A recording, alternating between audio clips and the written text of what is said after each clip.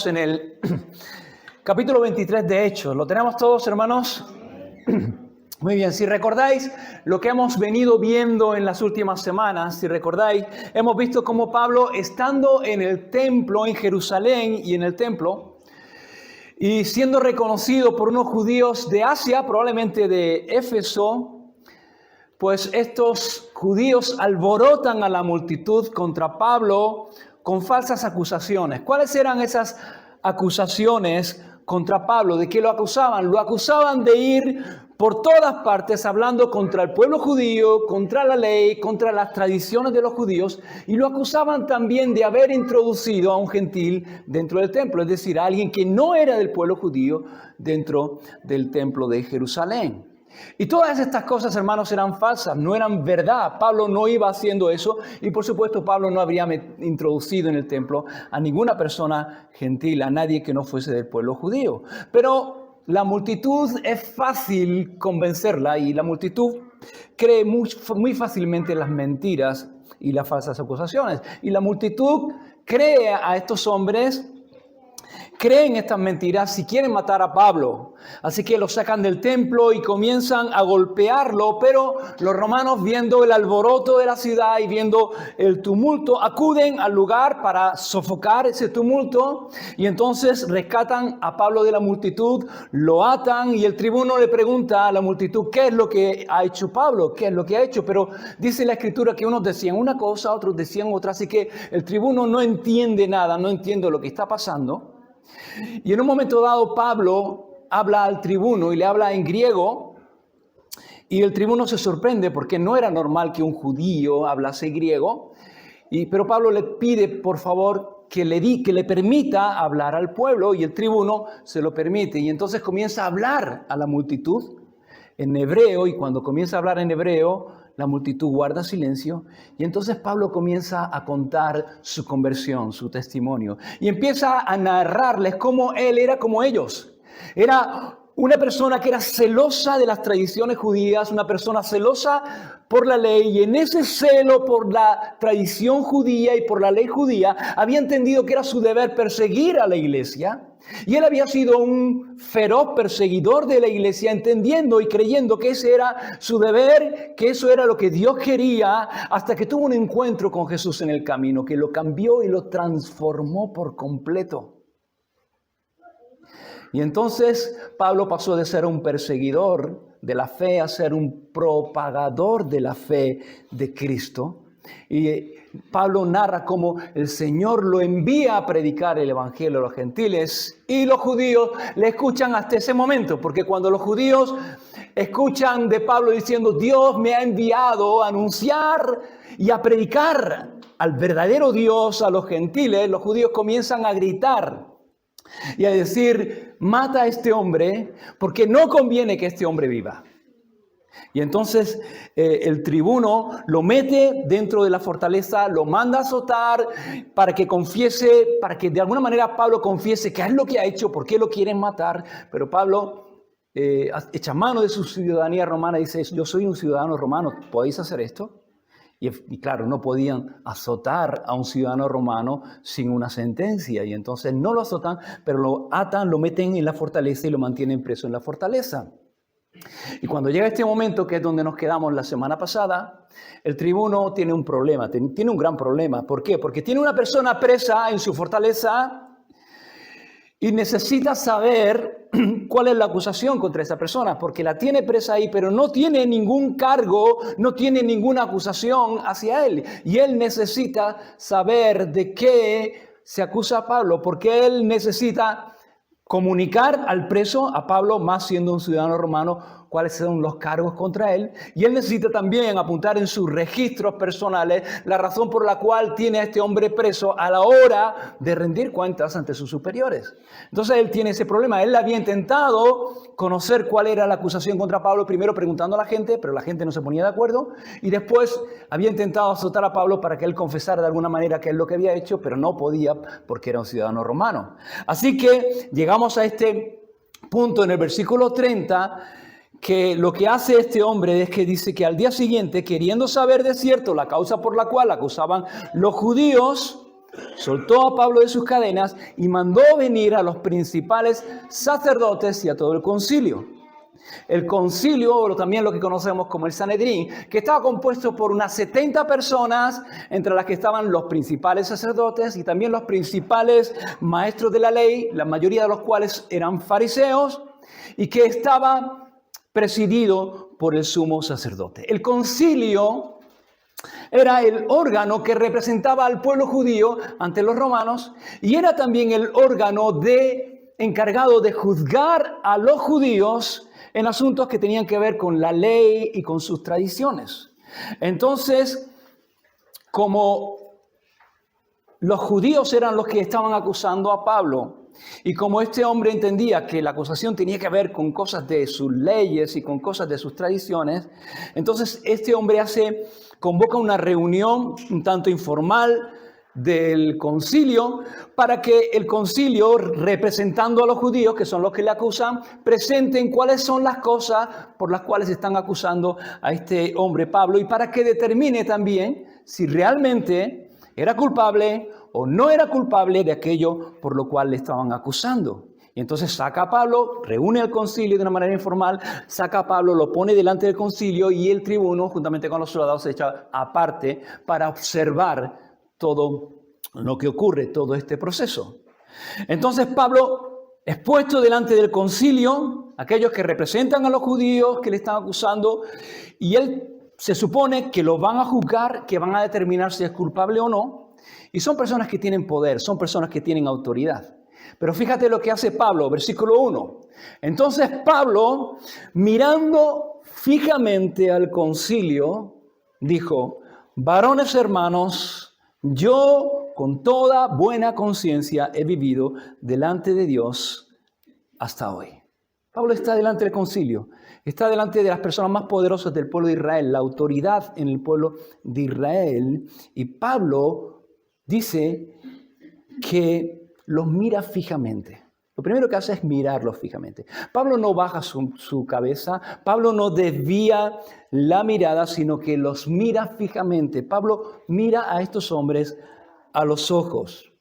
¿Por qué hace Pablo esto? Yo no creo que Pablo mire fijamente al concilio y mire a estos hombres a los ojos por orgullo, porque él pensara que era más que estas personas, sino que yo creo que los mira, en primer lugar, porque Pablo sabe que no ha hecho nada por lo cual estos hombres le tengan que juzgar. Pablo sabe que no ha hecho nada. Como él mismo dice, yo he caminado delante de Dios con una buena conciencia. Hasta ahora siempre he caminado delante de Dios con una buena conciencia. Entonces, él sabe que no ha hecho nada, tiene buena conciencia, no tiene de qué avergonzarse. Y esta, yo creo que es la segunda razón por la cual Pablo puede mirar a estos hombres a los ojos. Porque no se avergüenza. Lo único que Pablo había hecho era obedecer el mandato del Señor. Lo único que Pablo había hecho desde que conoció a Jesús era predicar el Evangelio, y Pablo no se avergüenza del Evangelio.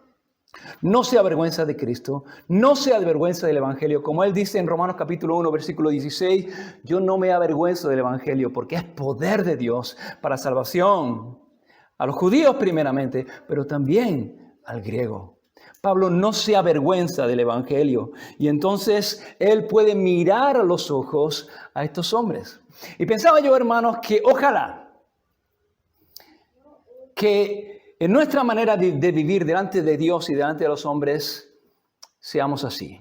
Que nuestra manera de conducirnos, de caminar en este mundo delante de Dios y delante de los hombres sea tal que aunque nos persigan por nuestra fe, aunque nos critiquen, aunque como dice el Señor digan contra nosotros toda clase de mal, nunca tengamos que agachar la cabeza y desviar la mirada.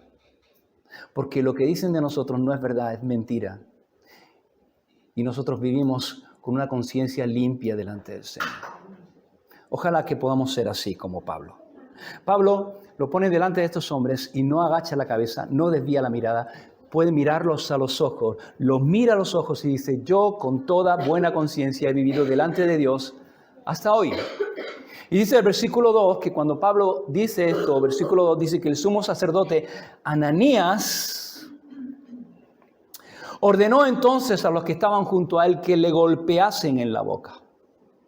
Pablo dice esto y este hombre Ananías, que era un sumo sacerdote que Josefo lo califica como una persona bastante malvada y cruel, una persona bastante avara, que incluso se quedaba con los diezmos y con lo que le pertenecía al resto de los sacerdotes. Este hombre ordena que golpeen a Pablo y golpean a Pablo en la boca. La pregunta es, ¿por qué hace esto? ¿Por qué el sumo sacerdote manda a golpear a Pablo? Yo pensaba que puede ser porque no le gustase que Pablo le mirase a los ojos. Seguro que este hombre no estaba acostumbrado a que cuando eran llevadas las personas delante de él, las personas le miraran fijamente a los ojos. Seguramente estaba acostumbrado a que las personas agacharan la cabeza o desviaran la mirada por temor a este hombre, a la autoridad que tenía este hombre. O puede ser que fuese por lo que dice Pablo, de que él ha vivido con toda buena conciencia delante de Dios. El caso es que hay algo que no le gusta a este hombre y entonces lo que hace es que manda que golpeen a Pablo en la boca, probablemente con una vara o con un garrote, que era como acostumbraban a hacerlo. ¿Y a qué nos recuerda esto, hermanos? ¿Qué te recuerda a ti? A mí me recuerda el trato que tienen con Pablo, al mismo trato que tuvieron con el Señor. Porque lo mismo hicieron con Jesús. Si os acordáis, en Juan capítulo 18, versículo 20 al 23, el Señor está ante el concilio. No son las mismas personas, han pasado ya varios años, las personas no son las mismas, el sumo sacerdote no es el mismo, pero ante el concilio, y dice el versículo 20 del capítulo 18 de Juan, que el sumo sacerdote preguntó a Jesús acerca de sus discípulos y de su doctrina, y Jesús le respondió, yo públicamente he hablado al mundo, siempre he enseñado en la sinagoga y en el templo, donde se reúnen todos los judíos, y nada he hablado en oculto. ¿Por qué me preguntas a mí? Pregunta a los que han oído qué les haya yo hablado. He aquí ellos saben lo que yo he dicho. Cuando Jesús hubo dicho esto, uno de los alguaciles que estaba allí le dio una bofetada diciendo, ¿así respondes al sumo sacerdote? ¿Y cómo responde el Señor? Esta bofetada en el griego es una palabra que es rapisma, de donde viene también bastón. Probablemente no fue una bofetada, sino fue un bastonazo al Señor. Pero ¿cómo responde el Señor ante esa agresión? Dice el versículo 23, Jesús le respondió, si he hablado mal, testifica en que está mal. Y si bien, ¿por qué me golpeas? Esa fue la reacción de Jesús. Lo trataron y lo golpearon injustamente, pero lo que vemos en el Señor es que el Señor no pierde el control en ningún momento, no pierde la calma en ningún momento ante esa injusticia, ante ese golpe, ante el dolor gratuito e injusto. No pierde el control. Ahora, ¿cómo reacciona Pablo? ¿Cuál fue la respuesta de Pablo aquí? Fijaos, versículo 23. Entonces Pablo dijo, Dios te golpeará a ti, pared blanqueada. ¿Estás tú sentado para juzgarme conforme a la ley y quebrantando la ley me mandas golpear? Esa es la reacción de Pablo. Pablo se enoja y responde de una manera bastante dura al sumo sacerdote. ¿Y qué es lo que vemos aquí, hermanos? ¿Qué es lo que yo veo aquí en este pasaje? Pues lo primero que veo es que Pablo no es Jesús. Pablo no es Jesús. La reacción de Pablo es muy diferente a la reacción de Jesús, porque Pablo no es Jesús. Pablo es como nosotros. Pablo es como tú y como yo. Y Pablo reacciona como tú y yo reaccionamos muchas veces ante lo que consideramos que es una injusticia. Sobre todo cuando es una injusticia contra nosotros. Porque cuando lo que vemos es una injusticia contra los demás, podemos llegar a ser bastante pacientes y bastante calmados. Pero cuando la injusticia es contra nosotros, entonces normalmente la forma de reaccionar es con rabia, con enfado, con ira, con enojo, y nos precipitamos en nuestras palabras y podemos llegar a ser bastante duros con nuestras palabras y con nuestras acciones. ¿Por qué? Porque nos dejamos llevar por nuestro amor propio. No nos dejamos llevar por nuestro amor hacia la otra persona. Nos dejamos llevar por nuestro amor propio, que es bastante grande. Y ahí, en esas situaciones en las cuales nosotros nos sentimos tratados injustamente, ahí sale a relucir eso, nuestro amor propio. Y entonces, esta es la manera en la que reacciona Pablo. Le hacen una injusticia, lo golpean injustamente, está mal lo que le hacen a Pablo, pero Pablo, la forma de reaccionar es como nosotros. Se enfada, se llena de ira, de rabia, y movido por esa rabia y por ese enojo le responde palabras bastante duras al sumo sacerdote y le dice: Dios te va a golpear a ti. Tú has mandado a golpearme a mí, pero Dios te va a golpear a ti, pared blanqueada. Y decir pared blanqueada era lo mismo que decir: eres un hipócrita, eres un farsante, eres pura apariencia, pareces una cosa, pero realmente eres otra muy distinta. Pareces una persona piadosa, pareces una persona religiosa, una persona que está cerca de Dios, pero es una cosa muy distinta, eres un hipócrita. Esa es la forma de responder Pablo. Dice: Dios te va a golpear a ti. Y Pablo, hermanos, reacciona de una manera muy humana. ¿Sabéis por qué? Porque Pablo era un hombre como tú y como yo, y estaba sujeto a las mismas pasiones que tú y yo, y tenía su temperamento y tenía su carácter. Sí, tratado por el Señor, pero que todavía tenía que seguir siendo tratado por el Señor. Hay personas que cuando hablan de Pablo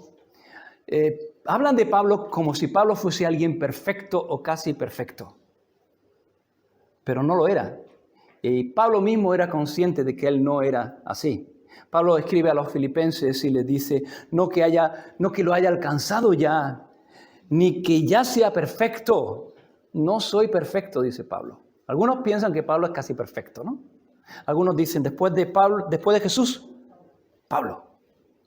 Y casi que lo acercan al Señor, ¿no? Después de Jesús, Pablo, ¿no? Y no sé en qué sentido lo dicen, a lo mejor lo dicen en el sentido de la influencia que tuvo en la doctrina y en el avance del evangelio y del cristianismo. Puede ser que si se refieren a eso, puede ser que sí, porque realmente Pablo fue una persona muy usada por Dios para transmitirnos la doctrina, la verdadera doctrina cristiana, y también para difundir el cristianismo. Pero si hablamos de carácter, en cuanto al carácter del Señor, en cuanto a parecerse al Señor, yo creo que es mucho decir, porque realmente no conocemos. Hay tantos grandes hombres y mujeres de Dios que ha habido a lo largo de la historia, realmente no conocemos, ¿no? Y puede ser, no sé si Pablo es el segundo después de Jesús, pero si es el segundo, está bastante lejos de Jesús. Tú y yo estamos más lejos todavía que Pablo, ¿eh? Pero Pablo está todavía bastante lejos, y él lo sabe, y él dice: no que lo haya alcanzado ya, ni que sea perfecto. No soy perfecto, pero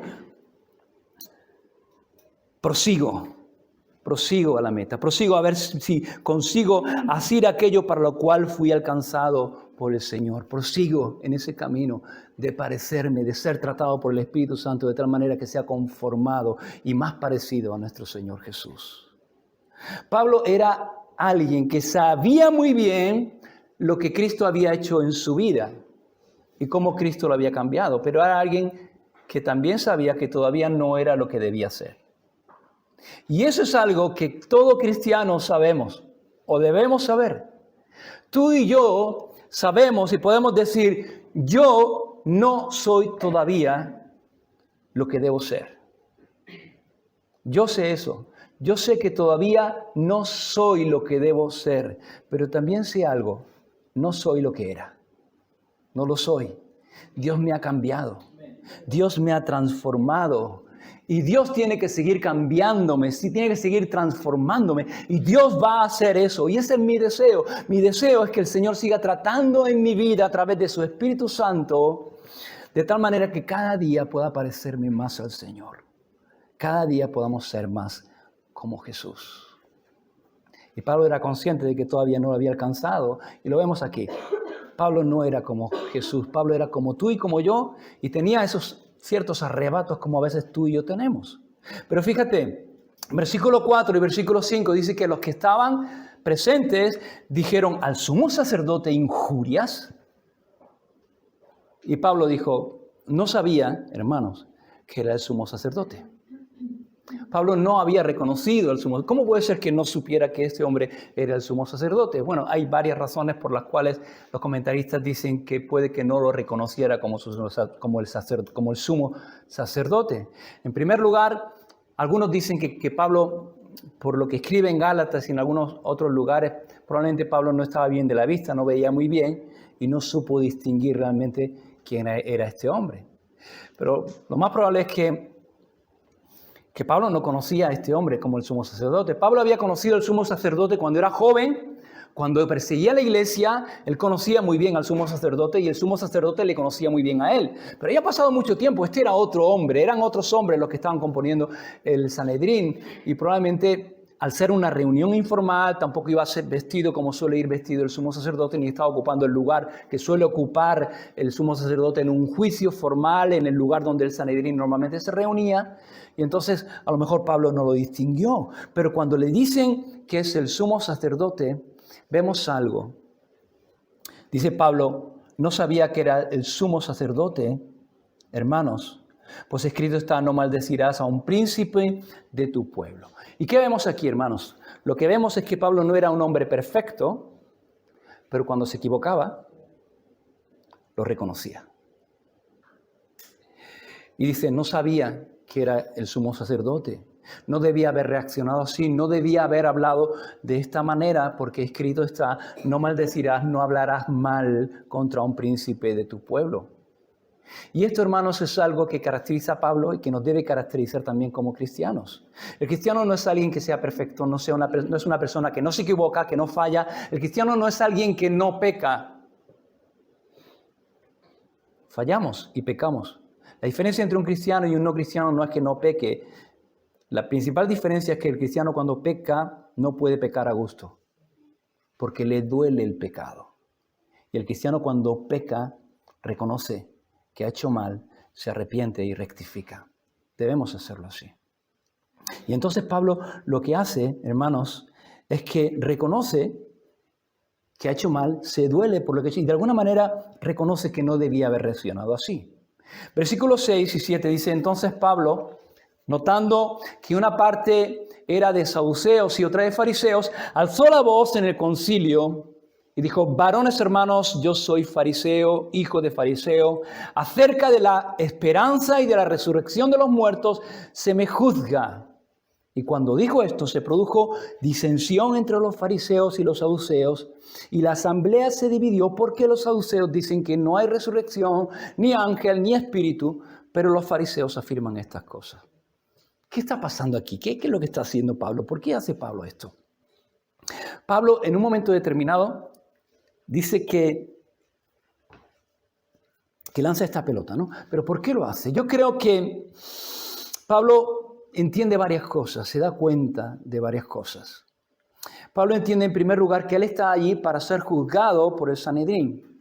Y yo creo que Pablo, en un principio, lo ve a lo mejor como una oportunidad para predicar el Evangelio, para contar su testimonio, para predicar el Evangelio a estos hombres que son los dirigentes del pueblo, los dirigentes espirituales del pueblo. Es una oportunidad.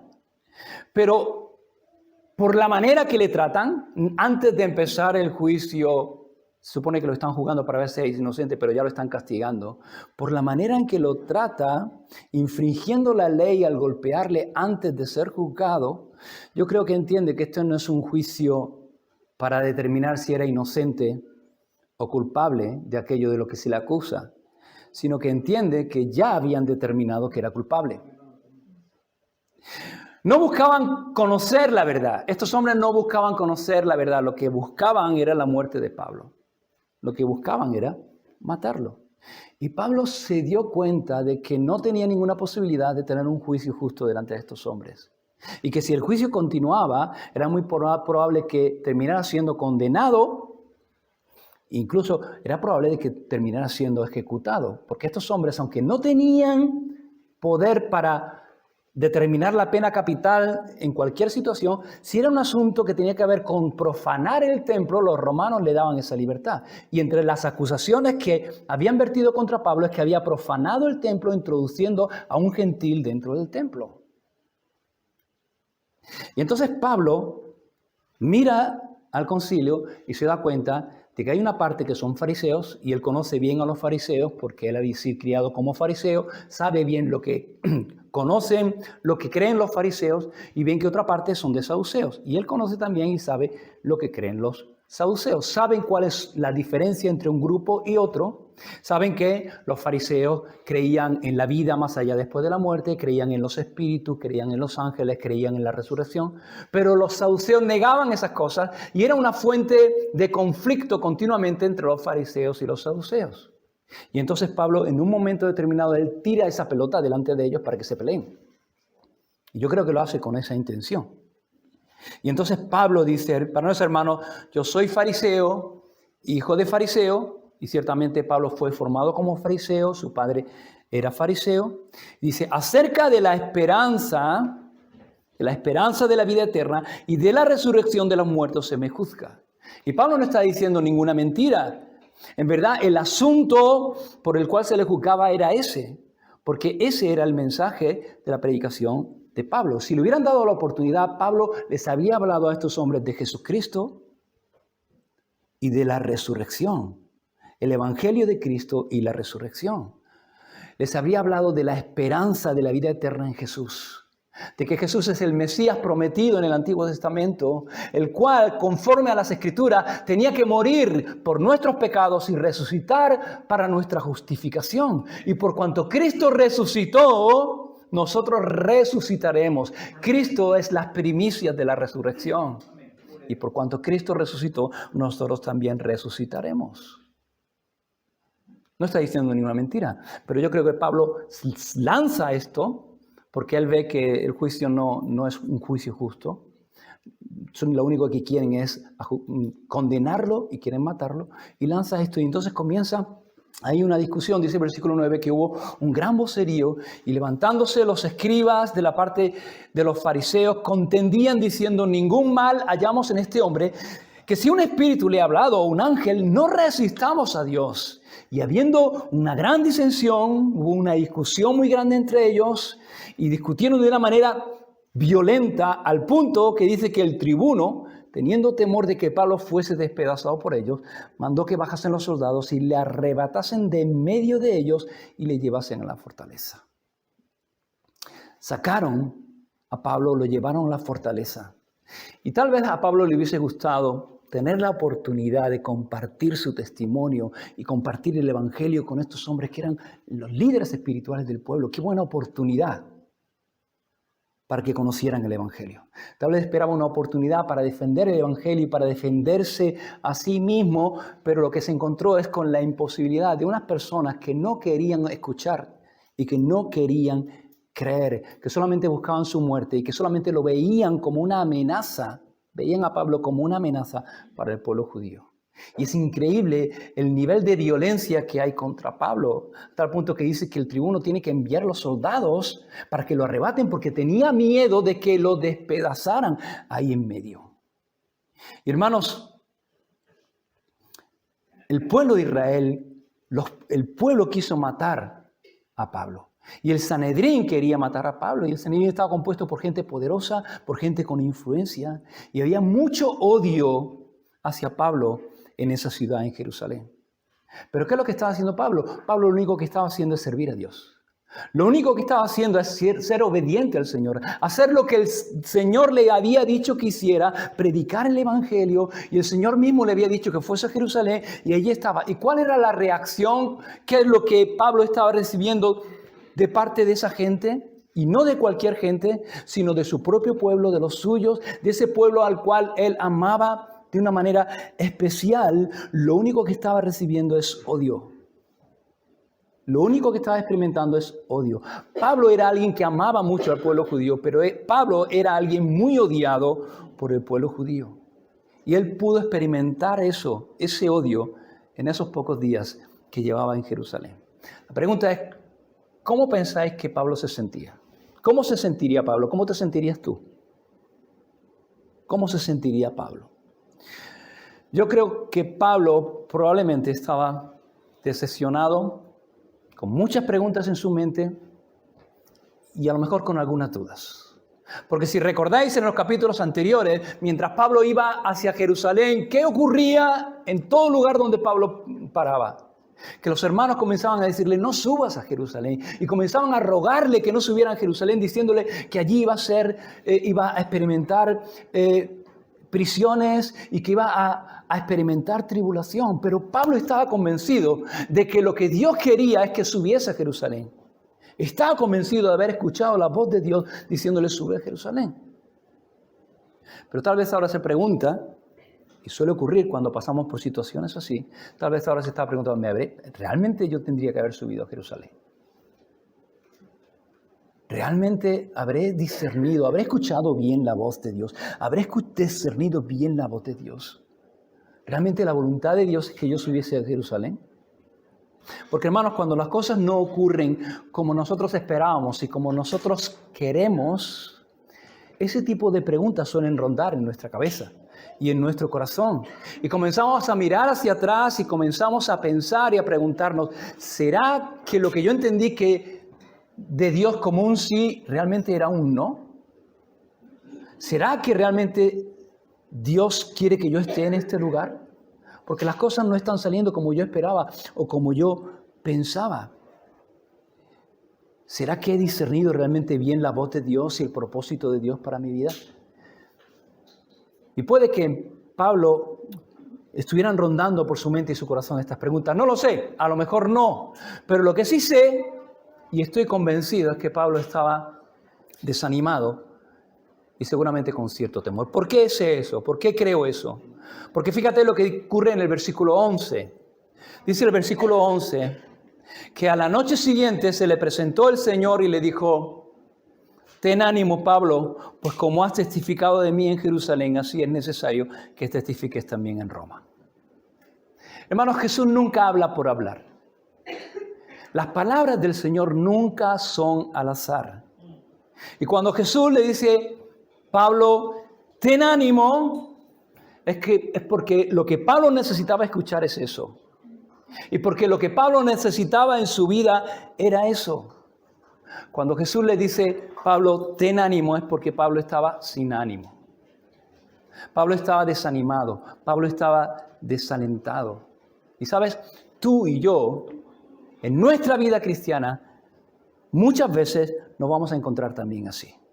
Y nos podemos encontrar así. Hay personas que tienen esta idea de que el cristiano es alguien que tiene que estar siempre, continuamente alegre, que no pasa por dificultades, que no pasa por problemas, que no pasa por tormentas. Y eso no es verdad, hermanos. No se ajusta a la realidad ni a la enseñanza de la palabra. No es cierto. Por supuesto que el cristiano tiene gozo y nos gozamos en el Señor. Debemos gozarnos en el Señor. Debemos gozarnos en su presencia. Debemos gozarnos en lo que el Señor ha hecho y está haciendo en nuestra vida, pero también pasamos por problemas, también pasamos por momentos difíciles, por momentos dolorosos y también experimentamos la tristeza y el desánimo. Y hay momentos en los que no tenemos ánimos y hay momentos en los que nos sentimos sin fuerza y no por eso, hermanos, somos menos cristianos. No por eso eres un cristiano de segunda categoría. No, somos cristianos, pero somos humanos, somos de carne y hueso. Dios nos ha hecho con emociones y con sentimientos, hermanos. Y las cosas nos afectan y cuando pasamos por momentos difíciles, por momentos tristes, de tristeza, de dolor, también eso afecta a nuestras emociones y afecta a nuestro corazón y podemos pasar por momentos de desánimo y de tristeza. Y Pablo no está pasando por su mejor momento. Está experimentando el rechazo, está experimentando el odio de su propio pueblo. Su vida aparentemente está en peligro y es un hombre como tú y como yo. Y esas cosas le afectan como a ti y como a mí. Y probablemente está con preguntas y probablemente está desanimado. Pero esa noche el Señor viene a su vida. El Señor se aparece y le habla. Y me encanta porque el Señor no viene con ningún tipo de reproche, no le echa nada en cara. Lo que el Señor le dice es, Pablo, ten ánimo, Pablo. Y en el original esta palabra ten ánimo es una sola palabra, no son dos palabras. Es una palabra que se puede traducir como ten ánimo, ten valor, ten confianza. Y me gusta, hermanos, porque esta palabra, ten valor, ten ánimo, ten confianza, es una palabra que el Señor usó muchas veces durante su ministerio y encontramos muchas veces en los evangelios. Lo encontramos en Mateo capítulo 22, en Mateo capítulo 9, versículo 2, cuando Él le dice al paralítico que es llevado delante de Él, dice, ten ánimo, hijo, tus pecados te son perdonados. Lo encontramos más adelante en el capítulo 9 también, pero en el versículo 22, cuando llega esta mujer que tenía el flujo de sangre, y que llega y le toca el borde de los mantos al Señor y es sanada instantáneamente después de 12 años padeciendo esa enfermedad y padeciendo de todos los médicos y nadie tenía solución, pero toca el manto. Y el Señor dice, ¿quién me ha tocado? Y esta mujer se ve descubierta y dice que le dice todo, lo confiesa todo, soy yo, Señor. Y confiesa todo. Y el Señor le dice, ten ánimo, hija, tu fe te ha salvado. Y lo encontramos también cuando el Señor le dice a sus discípulos que pasen a la otra orilla y Él se queda orando en el monte.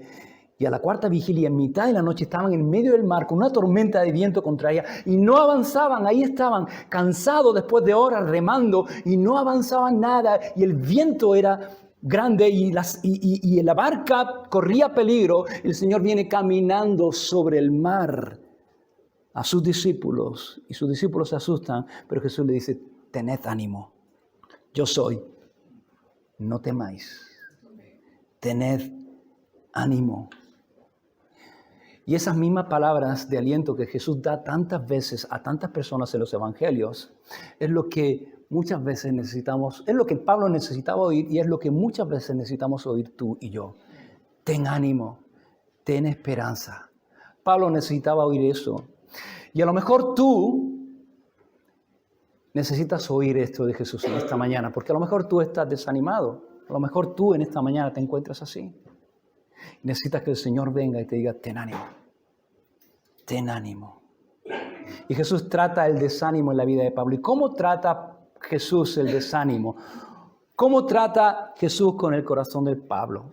Y yo veo varias cosas aquí. En primer lugar, número uno, con su presencia. El Señor se aparece a Pablo. Jesús se hace presente en la vida de Pablo. Y no es que esté ausente, más bien lo que se hace visible la presencia del Señor en la vida de Pablo. El que tú y yo no estemos conscientes de su presencia no significa que el Señor no esté presente.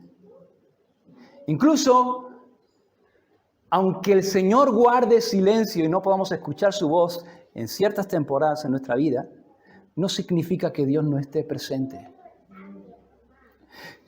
El Señor siempre está presente. El Señor nunca se olvida de nosotros. Y Jesús se aparece a Pablo, se hace presente para que Pablo pueda cobrar ánimo viendo al Señor y siendo consciente de la presencia del Señor.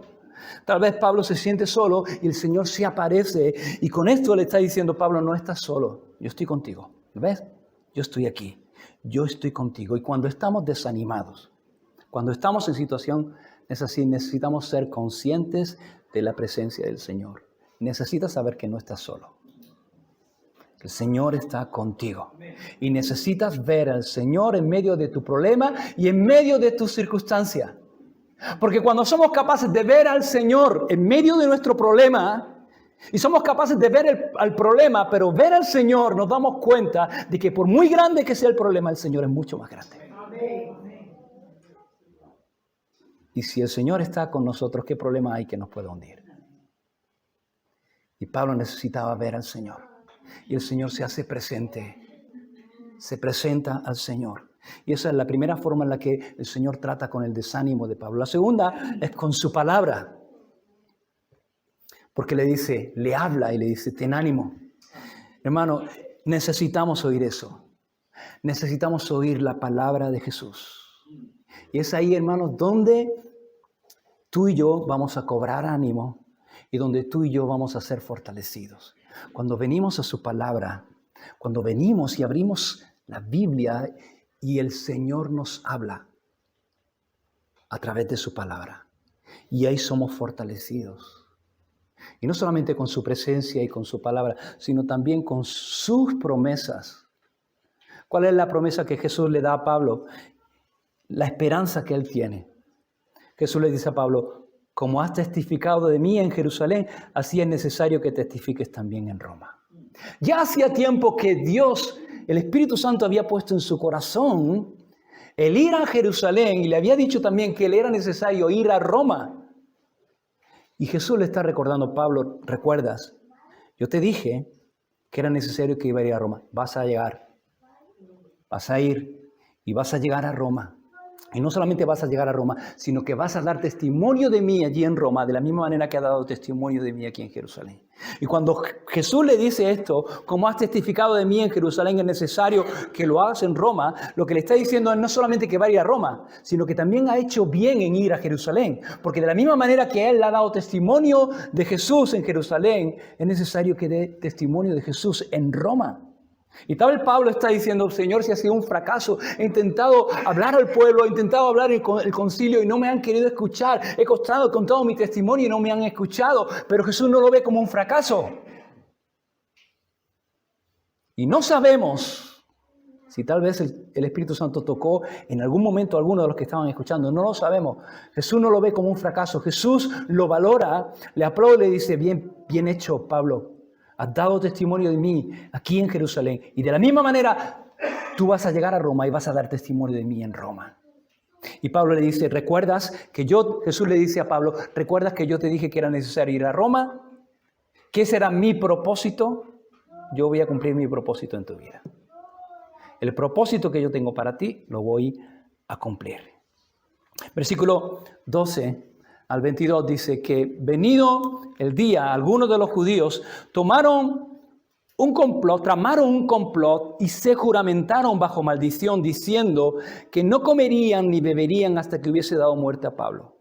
Eran más de 40 los que habían hecho esta conjuración, los cuales fueron a los principales sacerdotes y a los ancianos y dijeron, nosotros nos hemos juramentado bajo maldición a no gustar nada hasta que hayamos dado muerte a Pablo. Ahora pues, vosotros con el concilio requerid al tribuno que le traiga mañana ante vosotros, como que queréis indagar alguna cosa más cierta acerca de él. Y nosotros estaremos listos, preparados para matarle antes que llegue. Imagínate, hay 40 hombres que dicen, nosotros nos hemos juramentado y no vamos a comer, no vamos a probar nada hasta que no hayamos matado a Pablo. ¿Cómo te sentirías tú si tú supieras simplemente que hay una persona que está buscando tu muerte, que quiere matarte y que todo su enfoque, todo su deseo es matarte y que ha dicho que no va a hacer nada ni va a comer hasta que te mate? ¿Cómo te sentirías tú? Imagínate 40 sicarios, 40 personas que hacen este juramento de matar a Pablo. Pero resulta que el día de antes, la noche de antes, el Señor le había dicho a Pablo, estoy contigo. Y el Señor le había dicho a Pablo, yo tengo un propósito y voy a cumplir ese propósito contigo. Vas a llegar a Roma. Por eso es tan importante, hermanos, escuchar las palabras que Jesús quiere decirnos hoy, hermanos. Ir cada día a la palabra y escuchar lo que Dios quiere decirte hoy. Porque eso que Dios te dice hoy puede ser que mañana sea lo que te sostenga. Y a lo mejor tú estás leyendo la Biblia en tu casa como cada día y Dios te habla a través de su palabra. Y a lo mejor eso que te dice no tiene mucho que ver, pero mañana es lo que te va a sostener. Y es lo que va a fortalecer tu vida. Y entonces, fíjate cómo Jesús lo va preparando y al día siguiente se encuentra con esta noticia. Pero fíjate la providencia de Dios y el cuidado de Dios. Dice el versículo 16, mas el hijo de la hermana de Pablo, y aquí vemos algo interesante, y es que Pablo tenía familia. Lucas no nos dice mucho acerca de la familia de Pablo, pero aquí nos habla acerca de una hermana y de un sobrino. Dice que el hijo de la hermana de Pablo, oyendo hablar de la celada, fue y entró en la fortaleza y dio aviso a Pablo. Y Pablo, llamando a uno de los centuriones, dijo, lleva a este joven ante el tribuno porque tiene cierto aviso que darle. Él entonces, tomándole, le llevó al tribuno y dijo, el preso Pablo me llamó y me rogó que trajese a ti a este joven que tiene algo que hablarte. Y el tribuno, tomándole de la mano y retirándose aparte, le preguntó, ¿qué es lo que tienes que decirme? Él le dijo, los judíos han convenido en rogarte que mañana lleves a Pablo ante el concilio, como que van a inquirir alguna cosa más cierta acerca de él. Pero tú no les creas, porque más de 40 hombres de ellos acechan, los cuales se han juramentado bajo maldición a no comer ni beber hasta que hayan dado muerte a Pablo. Y ahora están listos esperando tu promesa. Entonces el tribuno despidió al joven, mandándole que a nadie dijesen que le había dado aviso de esto. Entonces, hermanos, ahí hay un complot para matar a Pablo. Y es algo que se está haciendo, se está fraguando en secreto, pero por la providencia de Dios hay alguien que lo escucha, hay alguien que está en el lugar correcto, en el momento correcto, y resulta que esa persona no es otra persona que el sobrino de Pablo. Y podríamos decir casualidad. No es casualidad, hermanos. No es casualidad, es la providencia de Dios, es Dios moviendo los hilos, moviendo las cosas para que esto no se produzca, para que esto salga a la luz y los planes de estos hombres sean desbaratados. Estos hombres tienen un plan para Pablo. ¿Cuál es el plan que ellos tienen? Matar a Pablo, pero resulta que Dios tiene otro plan para Pablo. Y el plan de Dios para Pablo es que Pablo llegase a Roma y que fuese un testigo de él allí en Roma. Adivina, ¿cuál de los dos planes se va a llevar a cabo? ¿Cuál de los dos planes va a triunfar? ¿El de los 40 hombres o el de Dios? El de Dios. Porque no hay hombre, ni 40 hombres, ni millones de hombres, ni ningún hombre, ni los demonios, ni las tinieblas pueden frustrar el plan de Dios. Si Dios tiene un propósito para con tu vida, o para con mi vida, Dios va a llevar a cabo ese propósito. Y no va a haber nada ni nadie que pueda frustrar los propósitos de Dios. Y esa es nuestra confianza, hermanos. Esa debe ser nuestra confianza, que Dios está sentado en su trono y que el cielo gobierna, hermanos. El cielo gobierna. Y Dios va a encaminar todas las cosas, incluso aquellas que han sido diseñadas por el diablo y por el infierno contra ti. Dios las puede torcer y las puede cambiar para llevar a cabo el propósito que Él tiene en tu vida, hermanos. Tú y yo no estamos en manos del azar. Tú y yo estamos en manos de Dios, de un Dios soberano que tiene cuidado y que gobierna, hermanos. Y cuando Él quiere hacer algo, lo hace. Y si Él tiene un propósito para tu vida o para mi vida, Él lo va a llevar a cabo, hermanos. Y lo vemos aquí, hermanos. Estos hombres tienen planes, pero Dios tiene otro plan. Y se lleva a cabo lo que Dios quiere. El plan de Dios, hermanos. Y entonces dice que llamando a dos centuriones, mandó que preparasen para la hora tercera de la noche 200 soldados, 70 jinetes y 200 lanceros, para que fuesen hasta Cesarea, y que preparasen cabalgaduras en que poniendo a Pablo le llevasen en salvo a Félix el gobernador. Fíjate, el tribuno llama a dos centuriones y mandan que preparen para la hora tercera de la noche, que más o menos serían como las 12 de la noche.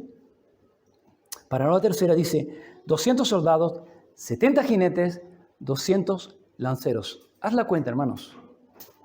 400 soldados bien entrenados para custodiar y para proteger ¿a quién? ¿A un rey? ¿A un primer ministro? No. A Pablo. A Pablo. Y sabes, tú y yo no tenemos 470 soldados a nuestro alrededor guardándonos o protegiéndonos. Pero tampoco la protección de Pablo estaba en esos 470 soldados. ¿Quién es el que protegía a Pablo, hermanos? ¿Cuál era la protección de Pablo? Dios era el que protegía a Pablo. Y Dios es el que te guarda a ti y Dios es el que me guarda a mí. Y tenemos que saber eso, hermanos. Estamos en las manos del Señor. Si tú y yo somos suyos y por la fe en Jesús somos sus hijos, tú y yo estamos en las manos del Señor. Y no hay un lugar más seguro en el que tú y yo podamos estar que en Cristo. Y nadie puede tocarte, nadie puede dañarte, porque Él es el que nos guarda.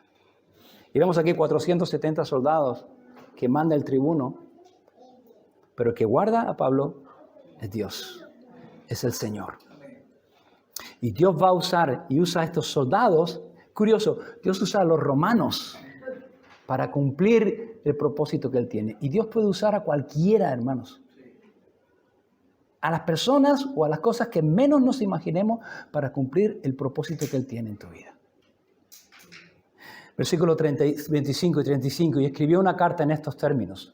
Esta es la carta que le envió el tribuno Claudio Lisias al gobernador Félix juntamente con Pablo. Claudio Lisias al excelentísimo gobernador Félix. Salud. A este hombre, aprendido por los judíos que ellos iban a matar, lo libré yo. Sí, claro. ¿Quién libró? Dios libró a Pablo. Él fue un instrumento en las manos de Dios. Acudiendo con la tropa y habiendo sabido que era ciudadano romano y queriendo saber la causa por la cual le acusaban, le llevé al concilio de ellos y hallé que le acusaban por cuestiones de la ley de ellos, pero que ningún delito tenía digno de muerte o de prisión.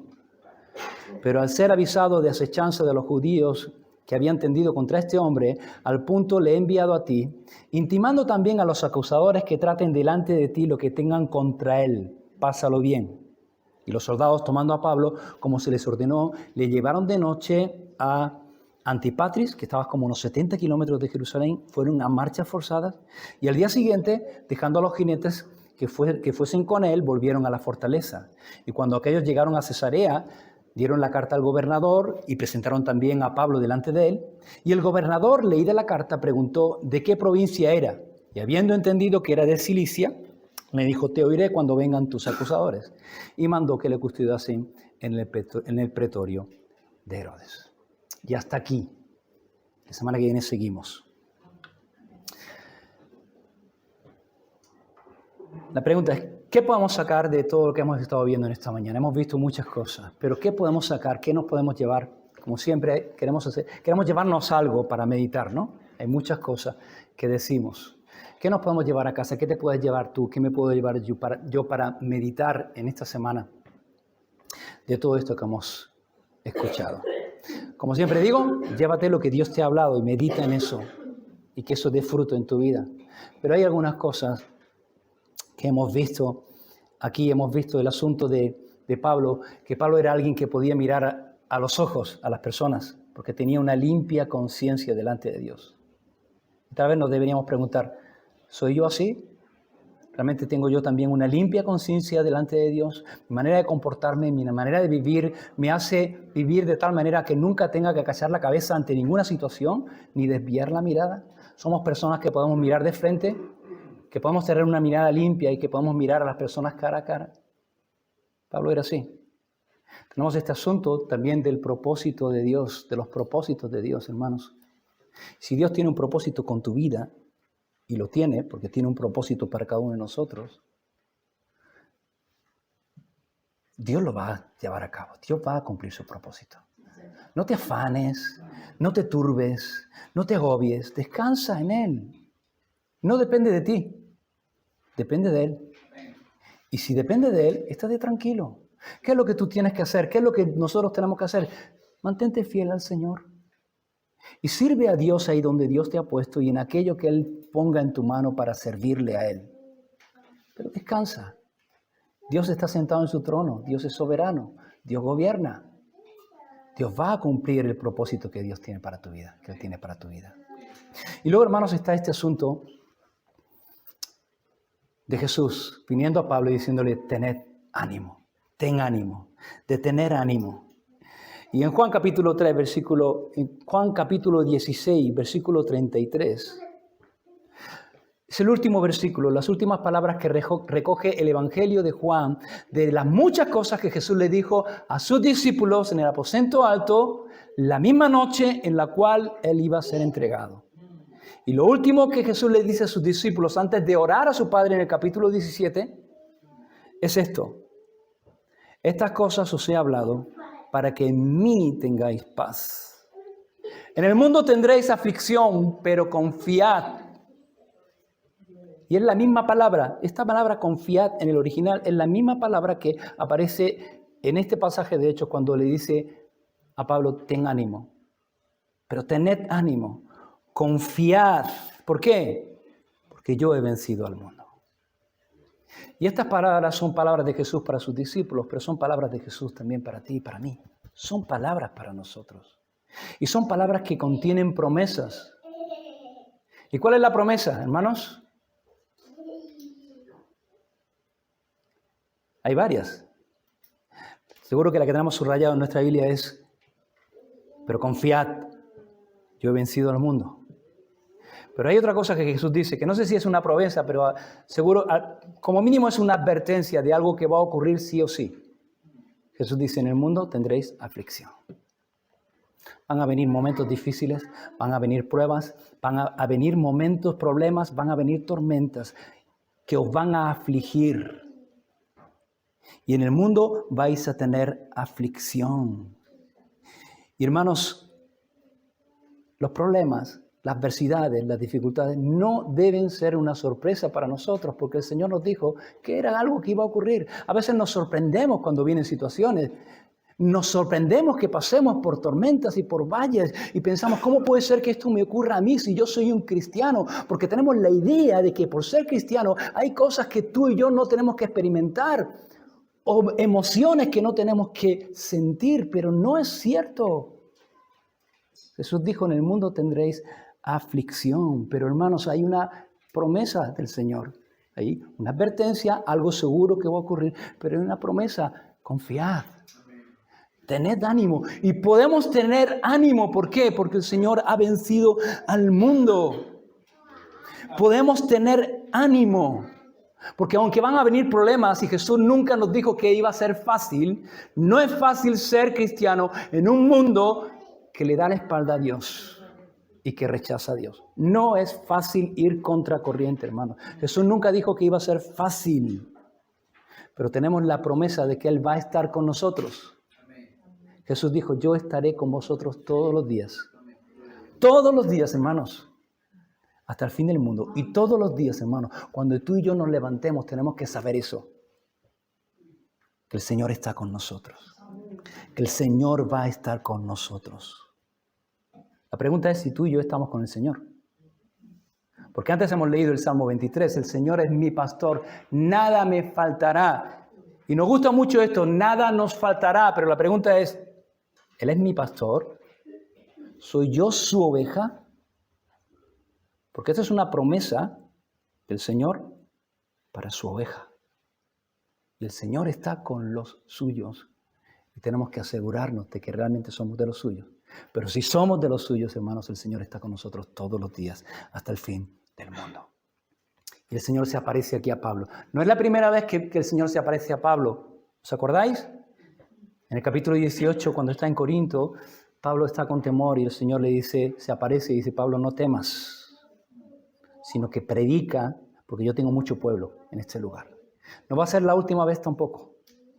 Cuando lleguemos al capítulo 27, fíjate, hermanos, y termino con esto. Vamos al Hechos capítulo 27, versículos 22 y 24.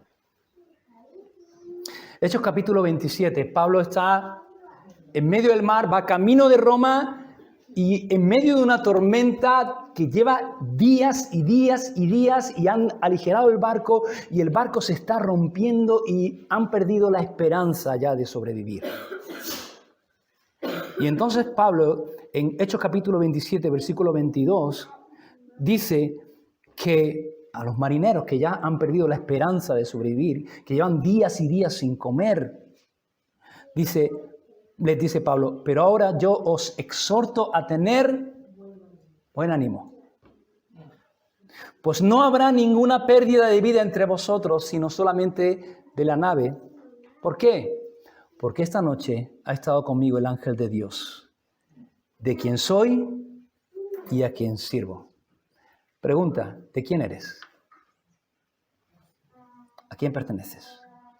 ¿Tú sabes de quién eres? Segunda pregunta, ¿a quién estás sirviendo? Pablo dice, el ángel de Dios, de quién soy y a quién sirvo. El Señor ha enviado a su ángel y me ha dicho, Pablo, no temas. Es necesario, ¿el qué? Que comparezcas ante César. Vas a llegar a Roma, Pablo. Ese es el propósito de Dios para tu vida. Dios va a cumplir su propósito. Vas a llegar a Roma. Es necesario que comparezcas ante Roma. Y he aquí, Dios te ha concedido a todos los que navegan contigo. Por tanto, dice Pablo, oh varones, tened buen ánimo. ¿Por qué? Porque yo confío en Dios, que será así como me ha dicho. Pregunta, ¿confías tú en Dios? ¿Confiamos en Dios, hermanos? confiamos en Dios, confías en lo que Jesús te ha dicho, confías en las promesas que Dios nos ha dado en su palabra. Jesús nos dice, confía. ¿Qué vamos a hacer? ¿Vamos a confiar o nos vamos a dejar llevar por el temor, por la incertidumbre, por la preocupación, por el desánimo? Vamos a dejar que esas cosas gobiernen nuestro corazón. Somos personas de carne y hueso y a veces, hermanos, nuestra mente se turba, divaga y comenzamos a mirar a nuestro alrededor y a ver las olas que suben y bajan y amenazan nuestra vida y el temor anida en nuestro corazón y tenemos que mirar en la dirección correcta, hermanos. Tenemos que mirar a Jesús, tenemos que poner nuestra mirada en el Señor y recordar lo que el Señor nos ha dicho. Y Pablo dice, yo confío en que como me ha dicho, el Señor va a cumplir. Va a ocurrir, el Señor va a cumplir sus promesas. Y hermanos, con eso podemos irnos y debemos irnos en esta mañana. Vete con esto. Yo no sé lo que va a pasar el día de mañana en mi vida y mucho menos sé lo que va a pasar en tu vida. Pero sí sé, hermanos, que podemos confiar en Jesús. Podemos confiar en el Señor. Jesús tenía un propósito con la vida de Pablo y Dios tiene un propósito con mi vida y Dios tiene un propósito con tu vida. Y mientras Él tenga ese propósito con nosotros, estaremos aquí.